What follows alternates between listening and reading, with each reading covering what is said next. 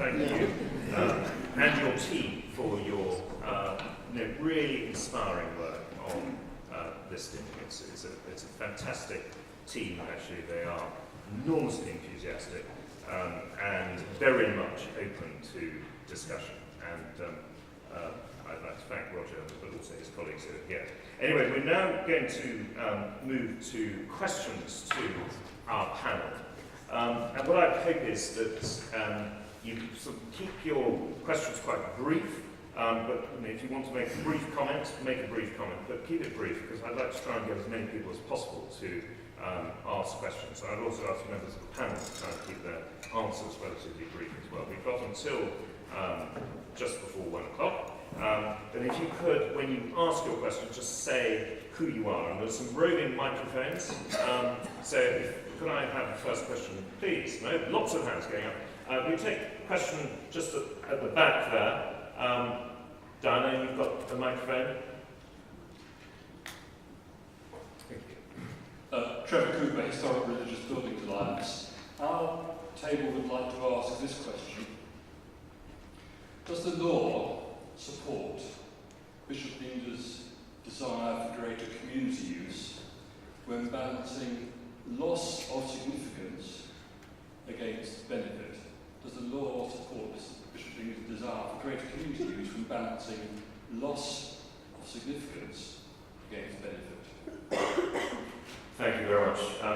Charles. I don't think it comes to the law. I mean, community... I'm going to give you a microphone. Community use is obviously, I think, part of the benefit. Yes, we do balance that. There is always the problem that with a consecrated building, it is devoted to secular uses. Therefore, there is a limit to the secular uses which can be incorporated. But yes, we do take them into account because we regard them as part of the church's mission. If the community comes into a building and uses it, who knows what may be the spiritual results of it. It may be just the occasional person wandering up, looking at a stained glass window, seeing a biblical scene, asking about it, and they may come to God that way. Yes, it is certainly a relevant consideration in the balancing. Thank you. John, you, Bishop, Roger, right. Next. Could I just make one very brief point? It seems to me that there is a wider issue here about the extent to which our society has been disenchanted. The division between sacred and secular is, from where I sit, a false one. What we need is a re-enchantment and an understanding. When I was talking about community use, that would be a religious use in my perspective, as I try to suggest. Thank you. I have a question here in front. Tim Stratford, Archdeacon of Leicester. Given that there are so few model 21st century church interiors, does England need 12,000 model Victorian church interiors? Very good. Who's going to take that? Roger, are you going to take that first? It's a very good question. I think the critical thing is that applications to change are weighed up on individual merits, and that the really high claims of what today wants as opposed to what tomorrow ought to have is put in the balance too. I think if we had a better handle on the sameness of the Victorian Church, we would. It's a really interesting question that people, Richard Holmes is in the audience, there's very, very informed views about that. The critical thing for me, one of the concepts is called reversibility. You can do change that can then be put back, which is why profound removal forever is a real problem. The loss, the destruction can be regrettable. I can't see a future when we go back to hard bench pewing as the preferred mode, but you never know. I think the critical thing ultimately is to know what you're talking about and what is the loss of what's proposed. And that's why understanding the significance of that, let's say, the Victorian work is at the heart of it. Bishop John. I was just wondering what our parish churches would look like now if in Victorian times there had been a sort of approach to listing, and whether our churches would still be standing or indeed still in use if those sort of restrictions had been around in Victorian times. I think we try to welcome change. An interesting example is St Stephen's Walbrook.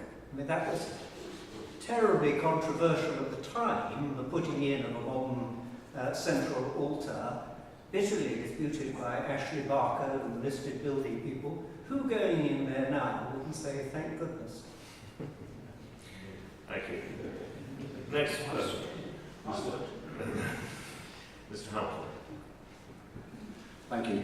My name is Alec Hamilton. I should be currently rewriting chapter 2 of my DPhil thesis on the influence of the arts and crafts on church building in Britain 1884 to 1918. However, I'm not doing that, obviously.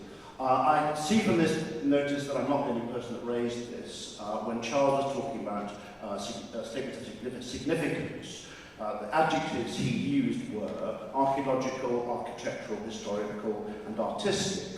And it struck me that in the case of churches, there were some rather interesting omissions. And would it be possible to introduce into that list of kind of significance? I put spiritual, emotional, and somebody else has put up sentimental and emotional, and I also put political and social. In other words, there are adjectives that could be applied to significance which seem somehow to be omitted because they're not to do with the fabric of the building. It's really a question on behalf of all the little old ladies who are kind of out of the debate. On the one side, William Morris and the buildings, on the other side, God and the bishops. In the middle, people actually go to church. Thank you. Charles. Well, if I start, the four matters I mentioned were not, of course, particularly church matters. They came from Historic England's guide. Certainly, so far as churches, I was very interested in what the last speaker said about the accumulation of matters, which can also, of itself, that cumulative aspect can constitute part of the significance and the whole of the history of the church and of worship within it, and its spiritual history is obviously capable to some extent. But I think that the concept of a statement of significance is very much looking at what gives it a special architectural character, or gives it special historic interest, and we've got to be a little bit careful if we start introducing other matters. The first thing is to decide that, what is the interest, then we come to look at other matters. I think I prefer the term significance to special because I find it difficult to get hold of the word special and what that really means, other than being a sort of superlative. In my view, this takes me back to what I was saying about disenchantment. The word significance should mean that something, a material thing, points beyond itself. And that's what parish churches were built to do. They were built to point beyond themselves towards the heavenly. And all that is associated with them should signify. So in my perspective, I'm very interested in the architectural significance and the heritage significance of buildings, but the real significance of church buildings is what they signify about the godly. And that will be a function of the worship that takes place in them and all other activities associated with them. And so my perspective on significance would certainly include those things to which reference has been made, but would include a lot more as well. And I yearn for a day in which these buildings are seen to be significant in that way. A man that looks on glass, on it may stay his eye, or if he pleaseth, through it pass, and then the heavens spy. Pause. Just to your point about significance, Alec, and sentiment is a really interesting one. Just a reminder that what might seem sentimental version of the mawkish over time becomes a complete insight into actual human lives. So you look at the epitaphs from the age of Herrick, early 17th century. You look at monuments to women who died in childbed. They are as fresh and as human today as they were when they were erected. And I think that chronicling real lives within the context of faith is one of the great draws of the church. And that's a great factor to bring everyone to churches, the human. Thank you. More questions? Yes, ladies in there. Linda Monckton, I work for Historic England, but we have two questions if we're allowed, but they're collected from the table. They in no way represent the views of Historic England. So, the first question is essentially how many consistory court judgments go in favour of the parish? The reason for asking that question is because the different perspectives around this table very clearly showed up the different perspectives that I think exist out there, which is the parishes all think that it's a preservation-orientated system about preventing change, and the statutory authorities and consultees believe that all consistory courts go in favour of the parish, and therefore it's a system which is clearly designed to favour them. So it would be helpful to have some clearer idea on how that statistic works and what it means. That's my first question. I can't give you an exact statistic, but it would certainly be right to say that so far as contested judgments, which get so far as a decision in the consistory court, I think in the vast majority of them the faculty is granted.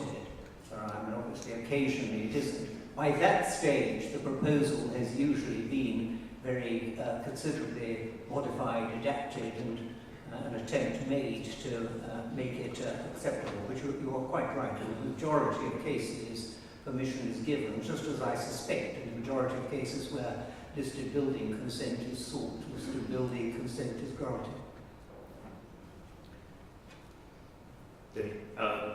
You had a second question.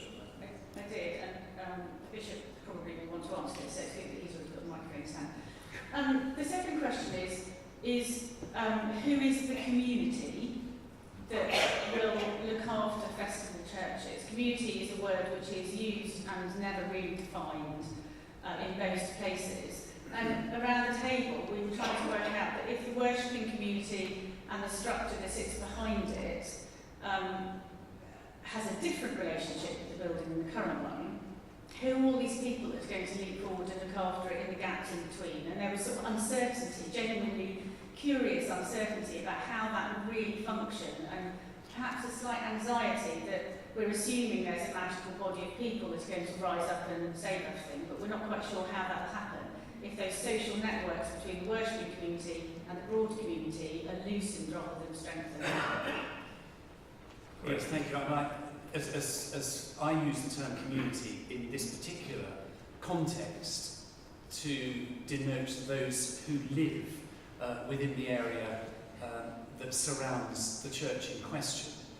I think as far as the Festival Churches proposal is concerned, there's not an intention to hand over responsibility to the community, but simply, as I suggested, a proposal to loosen some of the requirements that pertain legally to parish churches about frequency of worship and officers. Now, the Festival Churches proposal is a very small part of the solution to the big challenge facing the Church and the nation, and it will only help in, it seems to me, a minority of cases. There is a bigger question, though. I gave the instance of the church in Worcestershire where the notice was put up. I think there is, in a lot of rural communities, a sort of assumption that the church will go on. But there is, nevertheless, an affection for the church, a valuing of the church, the church building. And it's a matter of putting the message out there that those who are interested in the church, who live in the vicinity, need to be putting more into it. Any others? Well, I think I would barely add, there is also a proposal in the report that a parish, a parochial church council with diocesan consent formally transfer care and maintenance liability for the church to another body. Of course, the identification of that other body, I think, probably lies in a way behind this particular question. With who in the community will undertake those care and maintenance liabilities which the PCC wants to divest itself of. And that remains, I think, a matter still to be discovered. But my understanding is that in certain dioceses, people have come forward who are prepared to undertake that responsibility. To what extent that will be a general matter, I think only time will tell. Thank you. There's a question. Yeah, you had your hand up. So, no, James, just if you don't mind, just can I just say that I want to talk exactly about that? So do you mind if I keep going? Yeah, all right. 20 years ago, our local church was deemed untenable by the Church of England and was to be closed. 10 of us got together as a trust and bought it, and then said we didn't want to deconsecrate it. There was a period of 6 months where we negotiated with the Church of England and that we were allowed, and we effectively run your festival church. 6 services a year plus some evening songs. This works extremely well. There are 10 people and we just put money in, and we also take, you may be surprised at this, our only paper collection, i.e. no change. So we raise a considerable amount of money at our few services. However, my point is, and this is what I think you're going to have to take on board, this is not a popular situation with your priests in charge. They like to be looking after their benefits of up to 7 or 10 churches in their area. And at the moment, they see us as a threat. In our particular case, our new incumbent in the village next door is actively working to close us down because she says we may steal from her congregations. You need to take this on board seriously if you're going to go ahead with your plan for festival churches, so that your priests coming up through training and the priests in charge at the moment appreciate the benefits and not just the lack of control which they see. I would simply comment that for every priest you mentioned who wants to control, I could take you to a number who would be desperately keen to offload some of the Over to us. Thanks. The gentleman who had his hand up earlier, I will come to you in a moment, but sorry, could you sitting at the table just there, had his hand up for 10 minutes. Richard Halsey, Chairman of the Ely DAC. The operation of faculty jurisdiction, as you've made clear, relates very closely to the listed building consent. And I've got concern for the equation of reordering for worship as being a public benefit. I would have thought that, I mean, I appreciate the Church of England, of course, is a established church, but I would have thought the congregation's needs for worship will equate with a commercial enterprise's working operations in their listed building. So, Boots the chemist in a grade 2 building wanting to gut the upstairs so it can have more storage. That's surely equivalent. Surely the public benefit in church is actually the preservation of the building as a building of special architectural interest for everyone. If that was so, then if one had got a listed building, one would never allow any change, even if it was absolutely critical for the promotion of worship by its congregation. That, I think, would be unacceptable, well, it would certainly be unacceptable to Synod, and I think to most churchgoers.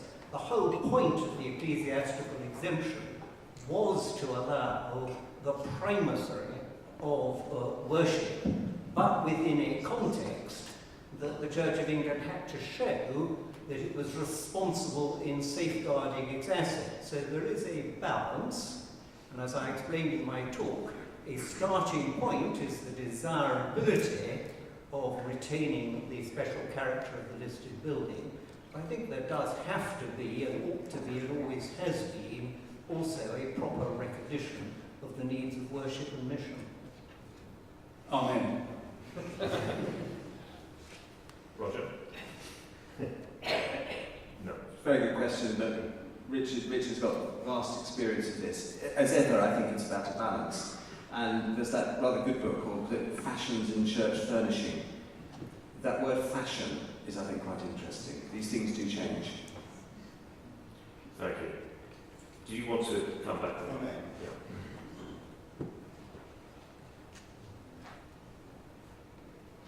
This is just a very, Geoffrey Hunter, Diocese of London. This is just a very quick follow-on from the gentleman's comments here. And my very simple question is, why, sir, are you not the church warden of that church? Because I'm a trustee. But I think... No, but there should not have been a situation allowed to develop where a church, which is obviously valued by its community and used as a church 6 times a year, plus even so on, is not actually officially a church. Why should that not be the case? And I think that one of the reasons is that people like you are sometimes put off by some of the requirements. For example, the actual communicative requirement for church warden, which I think has actually only been in law since 1964, and your bishop has the discretion, if he is so minded, to waive. Bishop. Well, there's a church in the Diocese of Worcester which was lacking any officers, an elderly church warden having retired, and 2 women in their 30s decided that they would be willing to take on the role of church warden, but were informed that they would need to be confirmed. So they went off, took themselves off to an alpha course, and I confirmed them, and they now do very well as church wardens. So that from our point of view, that requirement has some benefit. Having said all of which, it is true to say that the burden that falls upon church wardens is ever increasing because of all sorts of legislation, for example, with regards to employment, with regard to safeguarding, and that is a problem as far as we're concerned in terms of identifying people who are willing to take it on. Any other questions? Looking around the room. More hands raised. Yes. Yeah, Mike. Just over here. No. Thank you. Robert Drake, Secretary of the 20th Century Society, and we're speaking later. I just want to raise one point. We get a lot of church casework, and it's an increasing proportion of our total casework. I would say about 25%. The churches most at risk from the post-1914 are post-war churches in deprived areas. I can give an example for Bishop Inge in his own diocese, very close to his cathedral, which is Roxwood. We've had others in places like Speak, areas of severe deprivation. And one of the issues there, and I agree with the point about the burdens on church wardens, is there's a lack of social capital in those areas and a lack of finding people who are willing to take on those roles, combined with often structural faults and innovative technology when they were built, means that this category is extremely vulnerable. And going back to Roger's point, we're very aware that English Heritage Historic England want churches to be special, but we feel that the emphasis on special is kind of out of date. You'll end up with the Ronchamp equivalent in Britain, St Mark's Bow Common, in a fantastic state of repair. It's now being repaired by Maguire and Murray, but very, very few other churches. To give an example, in Elaine Harwood's post-war listing book, only 2 non-conformist churches are listed in England. Only 2 in the post-war period. So, but I do want to go back to this point of asking about the solution for churches in deprived areas. Now, I can't pretend that many of them are listable, but we think we need a process, rather like taking stock, for the Anglican Church and the non-conformist churches, if possible, to evaluate these churches and whether they would benefit from statutory protection. Thank you. Can I? Well, first of all, as far as Monkson's concerned, I think it's very sad because it was a building of some significance, it seems to me. But it's not just social capital that's the problem, it's capital. As you're probably aware, to save the church would have cost an enormous amount of money because of the structural faults to which you refer. But I think you're right about the danger. It was Alan Bennett who remarked that that it's the 70-year mark which is the real danger point. If buildings can get through 70 years, the likelihood is that they may well then survive. But it's that dangerous period, and I think you're right to draw attention to that. The trouble is, of course, that we're sometimes a bit too close to that, particularly those of us who've been around for a while, to judge the significance of such buildings. Can I just add that, of course, the faculty system doesn't only apply to listed buildings. Whilst I personally would welcome more 20th century churches being listed, the mere fact that a building is unlisted doesn't mean that proposals for change won't be, I hope, rigorously considered. Roger. Just to say that there are lots and lots and lots of competing claims on what we should be concentrating on. The post-war aspect of life gets pretty good coverage from us. At times it feels like we don't do much else, actually, than list new, shiny office buildings or whatever. But it's for the sector to identify what the priorities are. And if it means that post-war churches are grossly underprotected, then we all need to agree that that's what we should be concentrating on. But to hear the view from the church, as well as the 20th Century Society, will be really useful in reaching those conclusions. Thank you. There's a question here. My name is Mark Blackie-Dord. I'm the Diocesan Chancellor. I spent a lot of time up in the Diocese of Carlisle, which has lots of small village churches, and I've been struck by the problem you just touched on, and that is the increasing burden that is being put upon church wardens. I know several churches that are still going and do not have a church warden at all. Because honestly, the amount that appears to be being tipped upon them by the diocese is too great. For instance, it is apparently an obligation that the church warden should every year turn up to be sworn in by the bishop. And I know a case where a church warden had to refuse because he had a job and just couldn't make it. And he was told prohibited him from being a church warden. I also know, perhaps more opposite to what we're talking about, that to look after a listed building does require a little knowledge about how old buildings work and a bit of courage. They've got to have their gutters cleaned out every year or so. And nowadays, when it's very difficult to find a church warden at all, very often you're getting people who have absolutely no knowledge of old buildings and how they work. And I do suggest that something that we should all concentrate on is to how the burdens on church wardens should be lessened. Thank you. I concur with a lot of what you said in terms of the buildings, the burdens rather, as I intimated earlier. The problem is that a lot of these things are statutory responsibilities, which it's not stuff that the diocese is imposing, it's stuff that is necessitated by legislation. I think as far as the being sworn in is concerned, which is normally about the archdeacon, actually a lot of church wardens rather appreciate the opportunity of being sworn in, and it's an opportunity to say thank you to them. As far as not being able to be a church warden because the person couldn't be at that service, all I can say is it wouldn't happen in the Diocese of Worcester. Charles?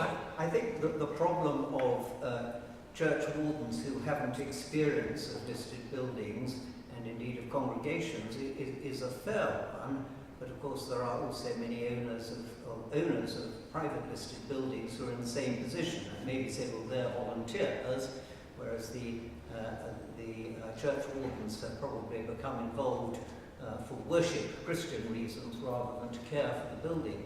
But no one has, I think, so far come up with any solution to that problem. The real answer is for the state to put more money in which case dioceses would be able to provide additional technical support to them. But short of that, I think everyone's going to simply have to struggle on. Could I just add that I would say that some of the older church wardens who've been imposed for a long time are not necessarily great experts on ancient buildings.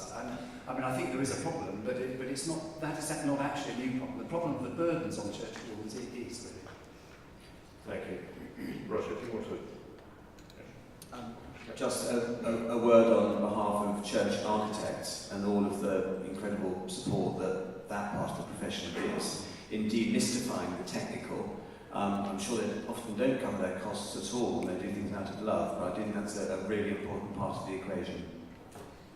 Thank you. Now, I can see other hands getting up, but we are actually at the moment for lunch, and I therefore want to thank everybody for their questions.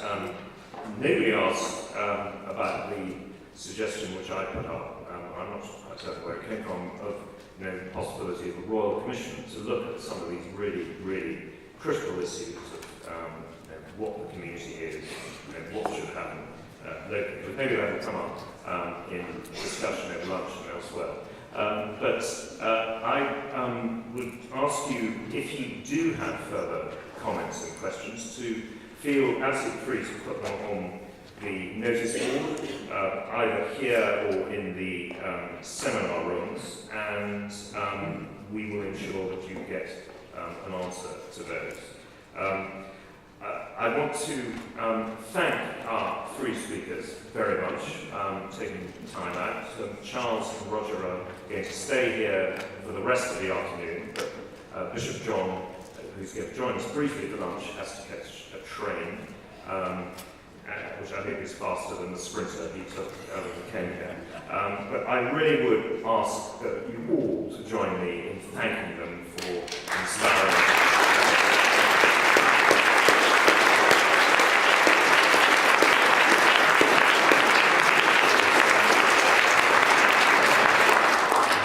The only other announcement I have to make is that room keys are now available if you want to collect your bags and take them to your rooms if you're staying here tonight. But otherwise, we have lunch in the aptly titled Hospitality Room, and we return here at 2 o'clock.